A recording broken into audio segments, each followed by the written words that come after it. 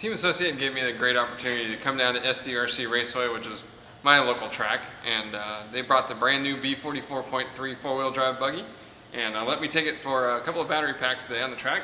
We've got Team Associated design engineer Tim Tunnerman here, and he's the man behind the car. How tough was it to take an IFMAR World Championship winning buggy and try to improve on it without screwing up what was already great? Yeah, I mean, obviously the car is capable of wise handling, but there were a few other things that we wanted to implement in this car. The center diff being the biggest new feature that we were really excited about to include in the car, with previous testing that we had done on the B44.2, and now with Stephen Hartson's win, and being able to do this update was a good opportunity to finally include it with the car. And it dramatically improves the way the car drives. And you mentioned, obviously there are gear diffs now, front, center, and rear, but also a brand new aluminum chassis. And we know that some of the team drivers had been running a chassis from a different manufacturer, so we kind of already had an idea then how that was going to work. Yeah, I mean, we had an idea of what the car would do, as well as from prototyping and testing, we found that a lot of the other parts were a benefit. So it all just made sense to put them all together and make this car even better.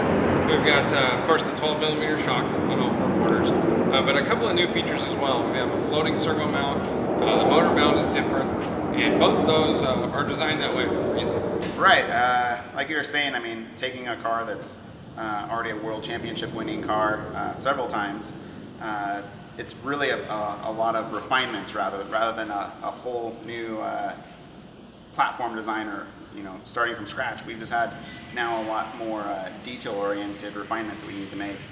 So the motor mount and servo mount floating, allowing the chassis to flex more symmetrically left to right. The center gear diff, front and rear, as well, just to help with power delivery, making it just much more planted and easy to really get on power. And that was one of the things I noticed right away when I drove it. The car is just so much easier to drive than any other iteration of the B44 that I've driven. And it felt like the harder that I drove the car, the easier it went around the track.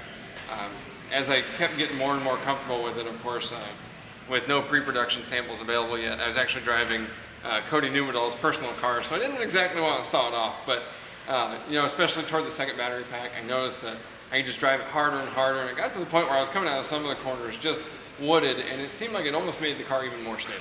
Yeah, I mean, I think the front and rear and center gear diff all play a part in how that power is delivered. More so the center diff, really managing where that power gets sent to, making sure the rear end doesn't kick out under acceleration and keeps it under control and under braking. The front end doesn't lock up, and so you're able to go into a corner more confidently that the front end isn't going to understeer or skid. So it just makes the power delivery much easier to get a hold of and get the hang of, and inspires a lot more confidence while you're driving it. You can really hammer it. Yeah, and then along with the long chassis, it definitely helps the way the car jumps and carries corner speed. So all those things together with the added grip and power delivery and the length of the chassis all kind of come together for a pretty awesome car to drive. And we were talking a little bit too about, some of the weight got moved around. Obviously the chassis, I believe you said, is about 50 grams heavier than the carbon fiber chassis was. But the center diff assembly is actually a little bit lighter than the slipper was.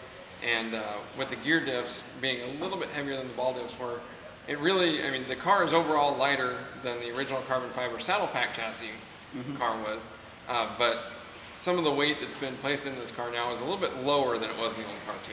Yeah, I mean, there is a focus on trying to get the center of gravity low, because with any race car that definitely helps with how it can corner and how much work that induces on the tires. So getting the tires to all work as evenly as possible gets you around the track as fast as possible. Well, it definitely goes as fast as possible. I mean, within just 2 battery packs on a very tricky layout here, and this is the same course layout as the Team Associated Top Gun shootout last month, and within a good 10-15 minutes I was comfortable pushing this car and going much faster even than I expected. So the new car totally blew me away. Special thanks to Team Associated for letting me drive it. I believe I'm one of the first non-Team Associated employees to actually get to drive the new car. Thank you for checking out this LiveRC exclusive. Thanks, Tim. Thanks.